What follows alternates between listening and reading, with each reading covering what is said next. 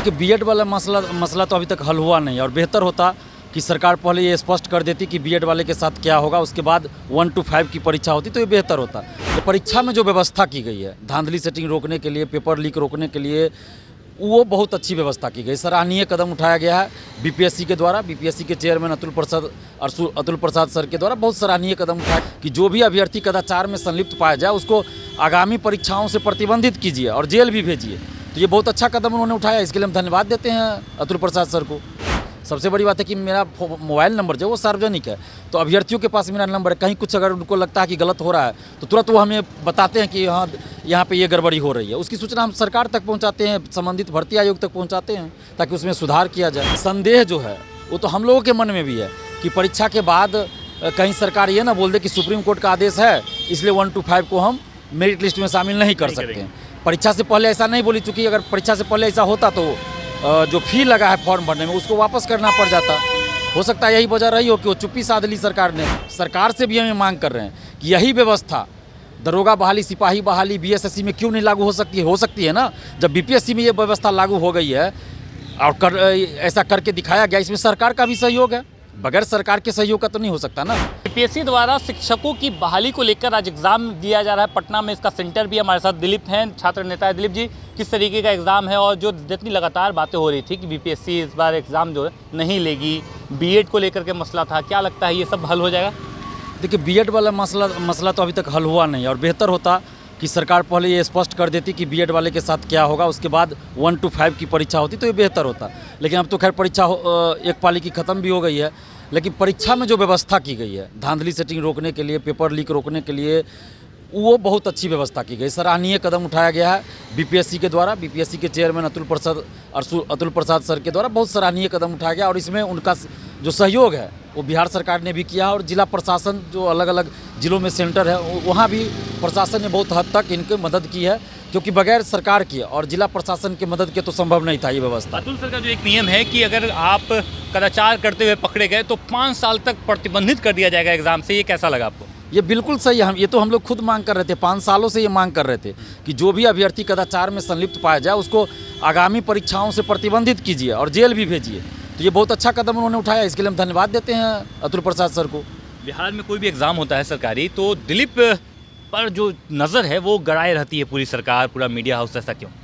देखिए ऐसा इसलिए होता है क्योंकि हम पिछले 5 साल से सरकार से, भर्ती आयोगों से पारदर्शिता के लिए लड़ रहे हैं कि पारदर्शिता लाइए, धांधली सेटिंग रोकिए। और कई बार हमने जो गड़बड़ियाँ हुई है परीक्षा सेंटर पे या परीक्षा में उसको उजागर किया है सबूत के साथ। तो ये इसी वजह से नज़र तो रहेगी, स्वाभाविक बात है, अभ्यर्थियों की नज़र रहती है। अगर कहीं कुछ गड़बड़ी होती है तो अभ्यर्थी हमें तुरंत फ़ोन करके सूचना देते हैं कि इस सेंटर पे ऐसे, क्योंकि मेरा नंबर सार्वजनिक है। सबसे बड़ी बात है कि मेरा मोबाइल नंबर जो है वो सार्वजनिक है, तो अभ्यर्थियों के पास मेरा नंबर है। कहीं कुछ अगर उनको लगता है कि गलत हो रहा है तो तुरंत वो हमें बताते हैं कि हाँ यहाँ पे ये गड़बड़ी हो रही है। उसकी सूचना हम सरकार तक पहुँचाते हैं, संबंधित भर्ती आयोग तक पहुँचाते हैं ताकि उसमें सुधार किया जाए। लेकिन जितने कल स्टूडेंट आए थे उनसे जब हम मुखातिब हुए तो उनका कहना था कि ये सरकार हमें अलग मसला में फंसाए रही है। बीपीएससी का हमने फॉर्म भरा है, पैसा लगा है तो एग्ज़ाम देना भी ज़रूरी है। बीएड का फाइल जो है अभी लटका हुआ है, तो कहीं ना कहीं उनको ये डर सता रहा है कि एग्ज़ाम देने के बाद सरकार बैक टर्न हो जाए और कहे कि भैया ये परीक्षा रद्द हो जाएगी। ऐसा क्या संभवित लग रहा है? देखिए परीक्षा तो रद्द नहीं होगी, लेकिन ये संदेह जो है वो तो हम लोगों के मन में भी है कि परीक्षा के बाद कहीं सरकार ये ना बोल दे कि सुप्रीम कोर्ट का आदेश है इसलिए 1 to 5 को हम मेरिट लिस्ट में शामिल नहीं कर सकते हैं। परीक्षा से पहले ऐसा नहीं बोली, चूँकि अगर परीक्षा से पहले ऐसा होता तो जो फी लगा है फॉर्म भरने में उसको वापस करना पड़ जाता। हो सकता है यही वजह रही हो कि वो चुप्पी साध ली सरकार ने और परीक्षा आयोजित करवा रहे हैं। परीक्षा के बाद हो सकता है ऐसा बोले। क्या बेहतर क्या होता दिलीप जी, डिटरमाइन कीजिए, क्या बेहतर होता बीएड और बीपीएससी, ये क्या बेहतर कैसे नियमावली आपके हिसाब से होना चाहिए था? देखिए बेहतर यही होता ना, बीएड वाले मामले को पहले स्पष्ट कर दिया जाता। सरकार के जो ये हैं कानून विशेषज्ञ उनको सुप्रीम कोर्ट भेजा जाता, इस बहाली के लिए वो दिशा निर्देश लेके आते। 1 से 5 जी, 1 से 5 तक जो बीएड वाले को बाहर किया गया उसके लिए वो दिशा निर्देश लेके आते कि इस बहाली में हम क्या करें नहीं करें। उसके बाद 1 to 5 की परीक्षा लेते, बाकी का परीक्षा ले लेते, लेकिन 1 to 5 का अभी रोक देते, 1 महीना 1.5 महीना बाद लेते। अभी जो एग्जाम हो रही है इसमें सब है ना, इसमें तो 1 to 5 के ही आज लोग हैं। तो ये तो अब एग्ज़ाम हो गया, वो प्रथम पाली की हो भी गई, तो अब इसमें तो हम लोग कुछ कह नहीं सकते हैं। अब तो वो है कि भाई अभी भी सरकार बीच का रास्ता निकाले, सुप्रीम कोर्ट जाएँ यही हम आग्रह सरकार से करेंगे। बीएड वाले बैठे होंगे कि नहीं बैठे होंगे? बिल्कुल बैठ रहे हैं, एग्ज़ाम तो देंगे ही, क्योंकि उन्होंने फॉर्म भरा है, उनका पैसा लगा है, तो एग्ज़ाम तो देंगे। आगे क्या होगा ये तो कोई नहीं जानता है, तो एग्ज़ाम छोड़ने का कोई सवाल ही नहीं है। इसलिए हमने भी अभ्यर्थियों से अपील किया था कि आप एग्ज़ाम जरूर दीजिए, एग्ज़ाम छोड़िए मत। अभी कहीं कोई सूचना कदाचार की आप? नहीं, बिल्कुल नहीं, अभी कहीं से भी किसी भी तरह की गड़बड़ी की सूचना नहीं है, कहीं से हमारे पास इस तरह का फ़ोन नहीं आया है।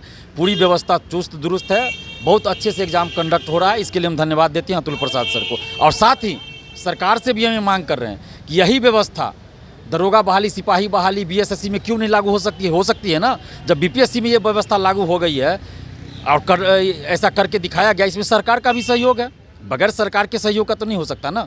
अधिकारी कर्मचारी तो सारे सरकार के ही हैं, ऐसा थोड़ा है कि बीपीएससी का सारा है ना, ऐसा नहीं है। सरकार से उन्होंने सहयोग मांगा, सरकार सहयोग कर रही है, तब इतनी चुस्त दुरुस्त व्यवस्था हुई। तो अतुल प्रसाद जी को तो धन्यवाद देते हैं कि उन्होंने जो दृढ़ इच्छा शक्ति दिखाई।